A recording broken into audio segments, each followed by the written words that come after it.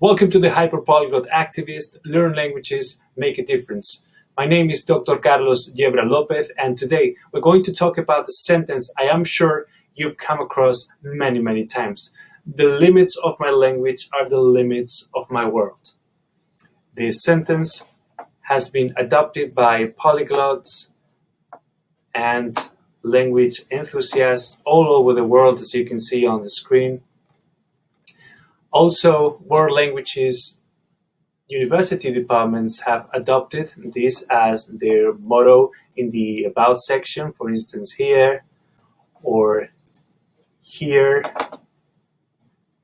And some have even gone as far as drawing more explicit connections between this quote and what it means to learn foreign or world languages. So here, as you can see on the screen, there is the idea that learning a second language enables one to move beyond the limits of the monolingual paradigm that ordinarily shapes the understanding of others in one's own society and in other parts of the world. Is this not what Wittgenstein meant when he noted, "The limits of my language are the limits of my world"? As the mental boundary of our primary language recedes, our capacity for meaningful interaction with individuals of different cultures greatly expands. But is this what Wittgenstein really meant? In this video, I'm going to explain why Wittgenstein was not talking about Spanish or German or English or any other language for that matter. Instead, he was talking about the limits of our human language ability as a cognitive capacity that is somehow related to the world. Stay tuned.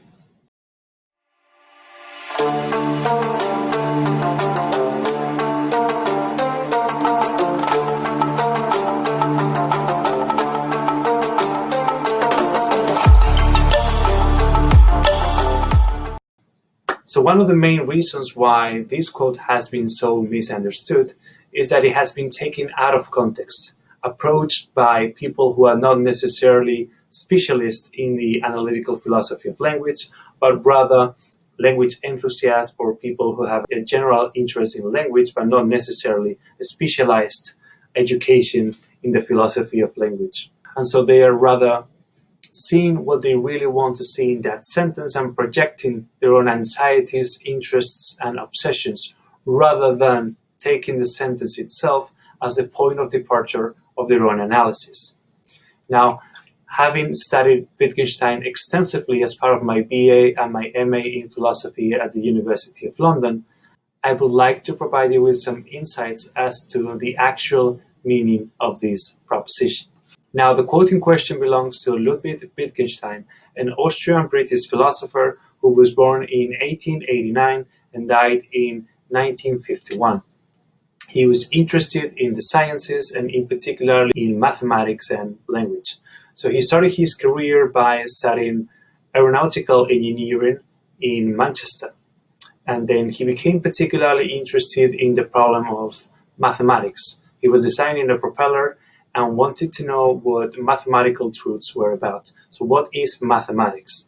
Now, this led him to Bertrand Russell's The Principles of Mathematics. And having a burning desire to really get deep into this topic, he traveled to Trinity College, Cambridge to meet Bertrand Russell, and Wittgenstein will follow him literally everywhere. Now, at that time, Russell was working on the ideas of a German philosopher called Gottlob Frege. Frege himself had hypothesized that mathematical truths, and in particular the truths of arithmetics, could be reduced to logical truths. So now the question becomes, what gives logical propositions in particular the status of certainty that they have? Now, according to Frege, logic contained all the laws of thought. Now, thoughts were not mental representations taking place inside our heads. Rather, according to Frege, thoughts were all the possibilities of thinking out there that existed in an abstract Platonic realm. Now, Russell and Wittgenstein were interested in making this idea much more immediate and specific. And that's why they were primarily concerned with the connection between logics, thought, and the natural world. And this is where the Tractatus Logico-Philosophicus, which is the work that contains the proposition "the limits of my language are the limits of my world," comes in. Now, in the Tractatus, Wittgenstein puts forth a treatise on the limits of language and thought. Let's have a look at the introduction, because this idea is expressed in a nutshell in the following paragraphs. Here, as you can see, Wittgenstein tells us that, quote, "The book will therefore draw a limit to thinking, or rather, not to thinking, but to the expression of thoughts. For in order to draw a limit to thinking, we should have to be able to think both sides of this limit. We should therefore have to be able to think what cannot be thought. The limit can, therefore, only be drawn in language, and what lies on the other side of the limit will be simply nonsense." Now, the quote, "The limits of my language are the limits of my world," was not the original quote in Wittgenstein's work. It is actually translation of the original version of the sentence, which is "Die Grenzen meiner Sprache bedeuten die Grenzen meiner Welt." Now, why is this important as opposed to flat out petulant? Well, because the use of bedeuten here is a very technical one. And in order for us to understand it, we have to think of Wittgenstein's Tractatus and the use of this sentence as operating within a philosophical tradition of which Gottlob Frege is part and parcel. So we need to understand Frege's use of bedeuten in order for us to make sense of Wittgenstein's use of the same word in his Tractatus Logico-Philosophicus, and in particular in this proposition. Now, according to Frege, what a word refers to contributes to the truth value of a sentence. So, for instance, consider the following context. I, Carlos, live in New York, but I used to live in Paris. So if I utter the sentence, I live in New York, this is true for me. But if you live in Germany and utter the exact same sentence, this sentence is not true, because you live in Germany and New York is not in Germany, right? Now, if I say I live in Paris, I, Carlos, live in Paris, this is not true either. But if instead of saying I live in Paris, I say I used to live in Paris, then that will be true, because it is the case that I, Carlos, used to live in Paris. So by changing live for used to live, we make this sentence true, which is a reminder that not only nouns like New York refer, but also verbs and other types of words. So Wittgenstein thinks of reality as that in virtue of which a sentence is true or false, and the sum total of reality is the world, everything that is the case. So a particular sentence like I live in New York refers to a specific bit of the world, and that to which any possible sentence can refer is the whole world. So if we have a language that can express all the possibilities out there, not only all the ways in which the world actually is, but all the ways in which it could possibly be, then the language describes the limits of reality, and the limits of language are the limits of reality. So let's go to the actual proposition in the actual work, proposition 5.6. As you can see here, we have the original version in German alongside two translations in English. As you can see, both translations include the proposition, the limits of my language mean the limits of my world, rather than are the limits of my world, as the proposition has been popularized.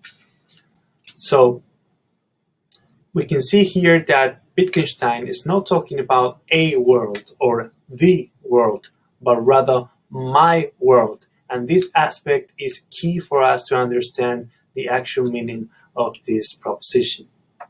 So we're talking about my world in terms of solipsism. And solipsism is the idea that I know of my existence with a certainty that does not apply to anybody else's existence. So at the end of the day, maybe I am the only one who exists.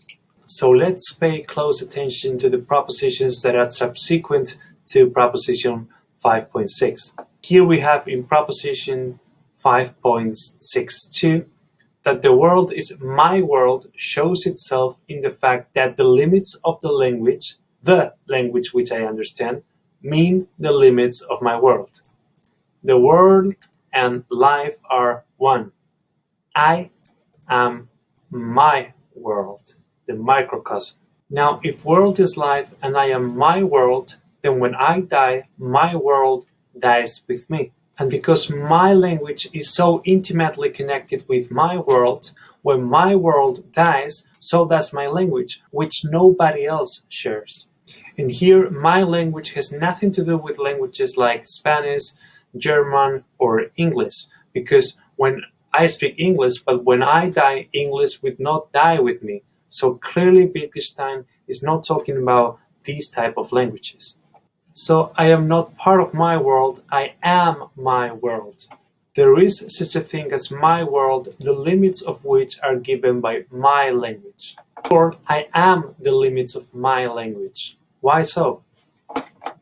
Well, it is explained in proposition 5.632. The subject does not belong to the world, but it is a limit of the world. This is perhaps best illustrated in the subsequent diagram of the eye. The eye itself cannot be part of the visual field. So as I set out to demonstrate in the proposition, the limits of my language are the limits of my world, which should be the proposition, the limits of my language mean the limits of my world. Wittgenstein was not speaking of a specific language like French, Spanish, or English. He was not speaking either of the need to learn more languages in order to better understand the world. Rather, he was talking about the limits of our human language faculty as a cognitive capacity that is related to the world. So I hope I have cleared this up, and as always, thanks for watching.